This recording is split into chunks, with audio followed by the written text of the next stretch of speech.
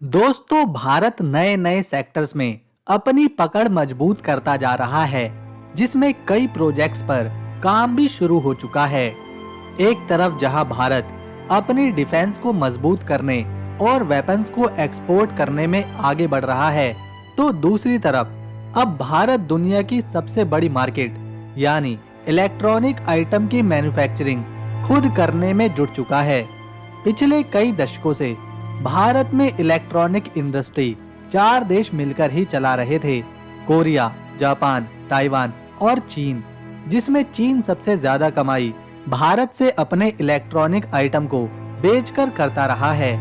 लेकिन जब 2020 में चीन ने भारत को धोखा देना शुरू किया, तो भारत ने भी तुरंत एक्शन लिया। आज भारत की कई कंपनीज चाइना की इलेक्ट्रॉनिक इंडस्ट्री को जोरदार कंपटीशन दे रही हैं। जैसा कि हम सभी जानते हैं, भारत में ज्यादातर कंप्यूटर्स में जिन कंपोनेंट का इस्तेमाल होता है, जिन हार्डवेयर प्रोडक्ट का यूज किया जाता है, वो मेड इन इंडिया नहीं होते। ज्यादातर RAM, motherboard, hard disk, fan, battery जैसे और दूसरे computer hardware component made in China देखे जाते हैं। लेकिन भारत ने जिस आईटी हार्डवेयर पीएलआई को निकाला है, शुरू किया है, उन्हें ये सब कंप्यूटर हार्डवेयर मैन्युफैक्चरिंग करने में लगभग 2 से 3 साल का समय लग सकता है। पर भारत की कंपनीज अब और इंतजार करना नहीं चाहती। अब चाइना के कंप्यूटर हार्डवेयर प्रोडक्ट्स को भारत में बिल्कुल नहीं देखना चाहती।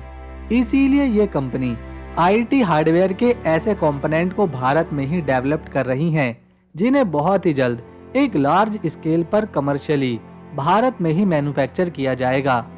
इसके अलावा नोएडा बेस्ड कंपनी सहस्रा भारत का पहला मदरबोर्ड डिजाइन कर चुकी है। साल के अंत में भारत की ये कंपनी कमर्शियली अपने मदरबोर्ड मैन्युफैक्चरिंग करने की शुरुआत करने वाली है।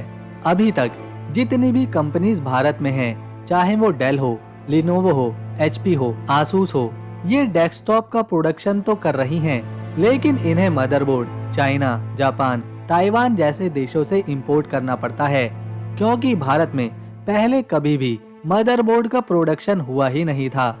लेकिन सहस्रा कंपनी ने अपना मदरबोर्ड जब से बनाया है, तो आने वाले कुछ सालों में आप पर्सनल कंप्यूटर्स में पहली बार मेड इन इंडिया मदरबोर्ड देखने वाले हैं। दोस्तों, भारत में हर साल 1,20,00,000 से ज्यादा पर्सनल कंप्यूटर्स बेचे जाते हैं, जिनकी मार्केट वैल्यू $2.2 बिलियन तक पहुंच जाती है। और हर साल ये विदेशी कंपनीज भारत से इतना सारा पैसा कमाकर अपने देश ले जाती हैं।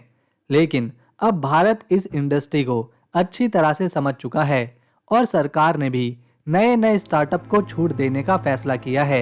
इसीलिए अब चीन पर डिपेंडेंसी को खत्म करके भारत में इलेक्ट्रॉनिक इंडस्ट्री में नई नई कंपनीज का आना शुरू हो चुका है।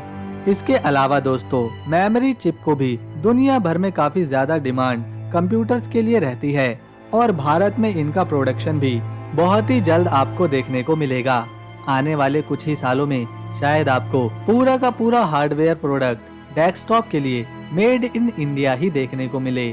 तो दोस्तों, अगर आपको वीडियो पसंद आई तो इसे एक लाइक दें, शेयर करें और चैनल को सब्सक्राइब कर बेल आइकन दबाएं, ताकि आने वाली नई वीडियो की अपडेट आपको मिलती रहे। हम मिलेंगे नेक्स्ट वीडियो में, तब तक के लिए नमस्कार।